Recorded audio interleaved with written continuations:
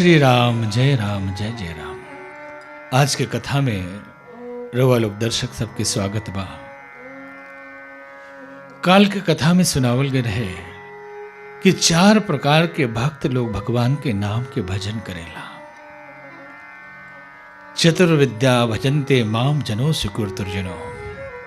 भगवान कृष्ण अर्जुन से कहत नहीं कि है अर्जुन, 4 प्रकार के हमार भक्त होला लोग। वह बात गोस्वामी जी यहां वर्णन के लिए बने। जब कथा के प्रारंभ में प्रसंग आए रहे कि नाना पुराण आगम निगम सबके सहमति से गोस्वामी जी कथा लिखले बानी, ओकर प्रमाण यहां मिलता कि गोस्वामी जी लिखता नहीं कि राम भगत जग 4 प्रकारा। राम के भगत 4 प्रकार के होले, अर्थात भगवान के भगत 4 प्रकार के होले। वही बात के भगवान कृष्ण कहने के 4 प्रकार के अर्जुन भगत होले हम, आर्त, यथार्थी, जिज्ञासु और ज्ञानी। 4 तरह के भक्त होला। आर्त मतलब बहुत दुखी, बहुत परेशान, बहुत तकलीफ में केहू हो को और ओ स्थिति में भगवान के पुकारे और प्रार्थना करे, भक्ति करे, ओकरा के आर्त भक्ति कहाला। यथार्थी जकरा धन के अभाव होको और धन खातिर भगवान से प्रार्थना करे, उनकर सुमिरन करे तो ओकरा के यथार्थी कहाला। जिज्ञासु एगो होला जोन भगवान पावे खातिर, भगवान के भक्ति करेला, ईश्वर के पावे खातिर, वो जिज्ञासु हो। और चौथा भक्त था ज्ञानी। और भगवान कहता नहीं कि ज्ञानी हमरा सबसे प्रिय होला। 4 प्रकार के भक्त के बात गोस्वामी जी यहां बताइनी। राम नाम की महिमा सुनैनी। आगे गोस्वामी जी भगवान शिव जी के प्रणाम करतानी, नमन करतानी, एक कथा प्रारंभ करे खातिर। सादर शिव ही नाई अब माथा। सादर शिव ही नाई अब माथा। वर्णव बिसद राम गुण गाथा। वर्णव बिसद राम गुण गाथा। संबत 16 31 संबत 16 31 करहु कथा हरि पर धरि सीसा। करहु कथा हरि पर धरि सीसा।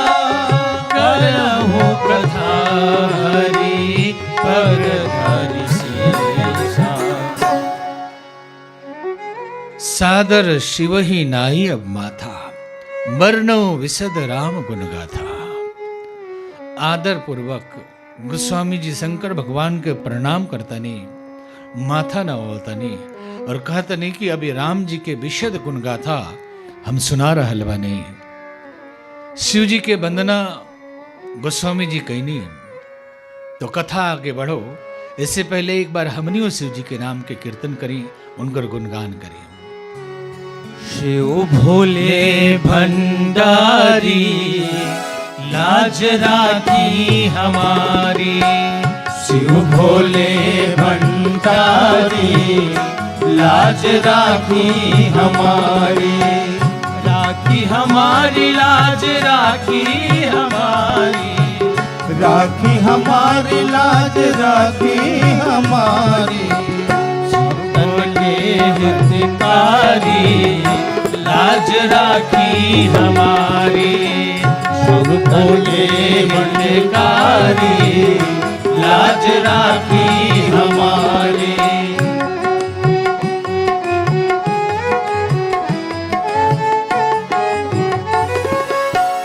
पावन नाम राउर बभोले। पावन नाम राउर बभोले। लोभ मोह के बंधन खोले। लोभ मोह के बंधन खोले। मांगी शरण तिहारी लाज राखी हमारी। मांगी शरण तिहारी, लाज राखी हमारी। शिव भोले भंडारी, लाज राखी हमारी। शिव भोले भंडारी, लाज राखी हमारी।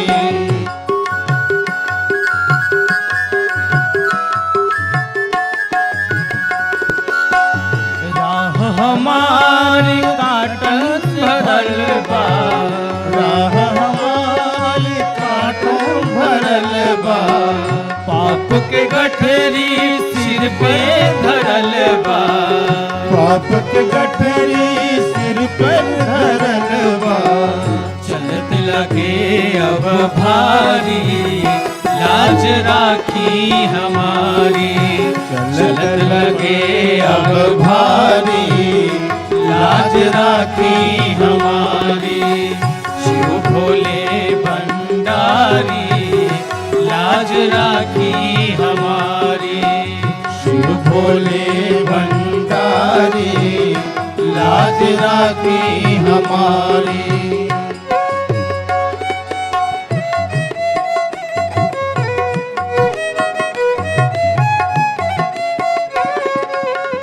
रउवे तहाई धन बल मोरा।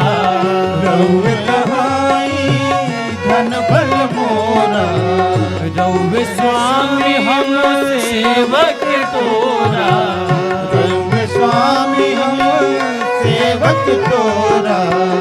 हे डमरू के धारी, लाज राखी हमारी। हे डमरू के धारी, लाज राखी हमारी।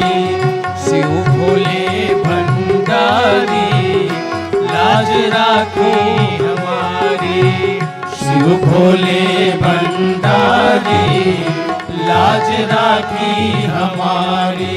शिव भोले भंडारी, लाज राखी हमारी। श्री राम जय जय राम। भगवान शिव की स्तुति करके कथा आगे गोस्वामी जी बढ़ा रहल बनी। लिखत अनी कथा के बारे में।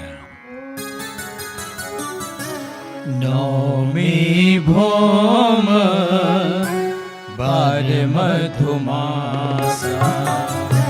नौमी भौम बर मधुमासा। अवधपुरी चरित प्रकाशा। अवधपुरी चरित प्रकाशा। जेहि दिन राम जन्म श्रुति गावही।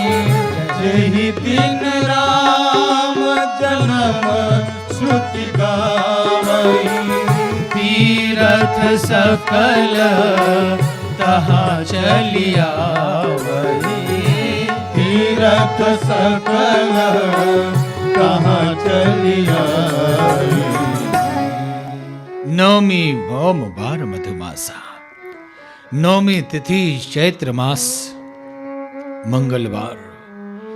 जहिया अयोध्या में भगवान जी प्रकट भइनी, सब तीर्थ वहां पहुंच गए। लोग कहल जाला कि तीर्थ में भगवान के वास होला, और जहां भगवान ही पहुंच जाए तो वो अपने आप तीर्थ बन जाला।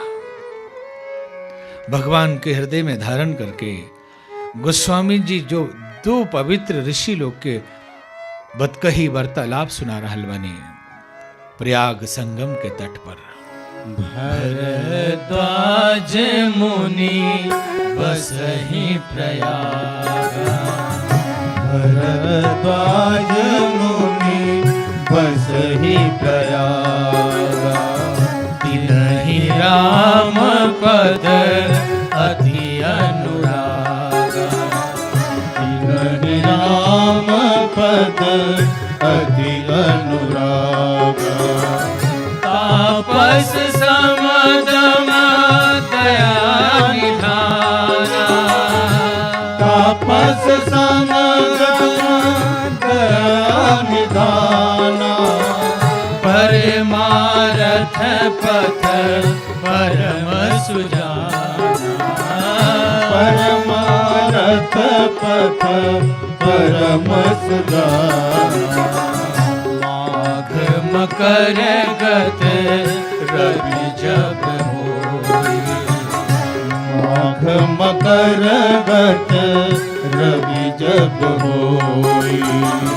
तीरथ पति आव सब कोई, तीरथ पति आव सब कोई।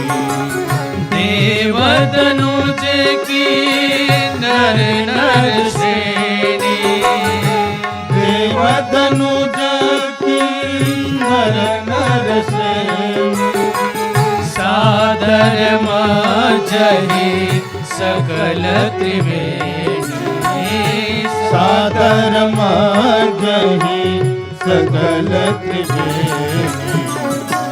भरद्वाज मुनि बसहि प्रयागा, तिनहि राम पद अति अनुरागा।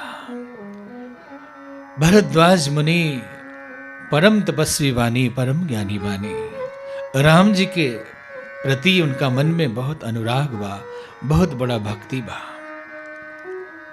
तापस सम दम दया निधाना, परम तपस्वी वाणी, दयावान वाणी। वहां का प्रयाग में निवास करत रही भरद्वाज मुनि बसहि प्रयागा।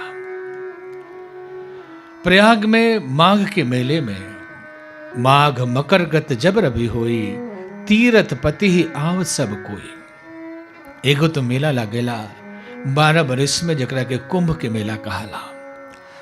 6 बरिस में लागेला, ओकरा के कहाला अर्ध कुंभ। सारे दुनिया के जितना संत मुनि ज्ञानी होत रहे लोग पहले, तो नया संविधान, नया धर्म के अंदर कोनो सुधार होके के रहे, वो खातिर ये धर्म संसद और धर्म से मेलन होके, ये में ब्रह्मचारी, गृहस्थी, वानप्रस्थी, सन्यासी, व्यापारी, वणिक, श्रेष्ठी सब लोग इकट्ठा होके, बाल वृद्ध नर नारी, और ओकर समस्या के समाधान होके 12 बरिस में और 6 बरिस में। बकर प्रयाग में हर बरिस माघ के समय में जब रवि के फसल होला, वही घड़ी ये मेला लागेला। एहू में संत ज्ञानी लोग उजा जुटेला, गृहस्थी, ब्रह्मचारी, संत, सन्यासी जुटेला, बट वृक्ष के परिक्रमा कर ले लो, त्रिवेणी में स्नान करेला लोग, कल्पवास करेला लोग। ऐसने एगो मेला लागल रहे। वो मेला जब पूरा हो गई तो सब लोग अपना अपना घर लौटे लागल। भरद्वाज जी के मन में विचार आयल कि हर बरिस ई मेला सैकड़ों साल से चलत आवता, बकिर अभी तक भगवान के कृपा, भगवान के ज्ञान हमनी के ना मिलल। जागवल्क मुनि जैसन ज्ञानी पुरुष भी यहाँ आवतनी, तबहु हमनी के ज्ञान न मिलल। इससे बड़ा दुर्भाग्य का होई हमनी के। जागवल्क मुनि परम विवेकी, भरद्वाज राखे पद टिकी। जागवल्क मुनि परम ज्ञानी विवेकी रहनी। भरद्वाज मुनि उनकर गोड़ धके बैठ गनी, कहे लगनी कि बाबा रउआ ज्ञानी बानी, भगवान के जानता नहीं, सब ज्ञान रउआ लगे बा। रउआ लगे बैठ के भी यदि भगवान तत्व के ज्ञान हमनी का ना मिलल तो हमनी के जीवन व्यर्थ बा। कल्प वृक्ष का नीचे बैठला का बाद भी अगर मनोकामना पूर्ति ना भइल तो ये कल्प वृक्ष के फल कैसे मानल जाए। कि हे प्रभु, हे मुनिवर, हमनी के भगवान के ज्ञान दिए। और याज्ञवल्क्य ऋषि तैयार हो गए ज्ञान देवे खातिर। श्री राम, जय राम, जय जय राम। याज्ञवल्क्य मुनि से भरद्वाज जी पूछनी कि हे मुनिवर, रुआ तो भगवान के जाना तने, हमनियों के सुनाई कि निराकार नराकार कैसे बन जाले, विराट ब्रह्म एगो शरीर में कैसे समा जाले, भगवान के अवतार कैसे होला। ये जो राजा दशरथ के बेटा राम जी बानी, इहे का ब्रह्म है कि केहू और राम होला। ये सब रहस्य हमने के बताई।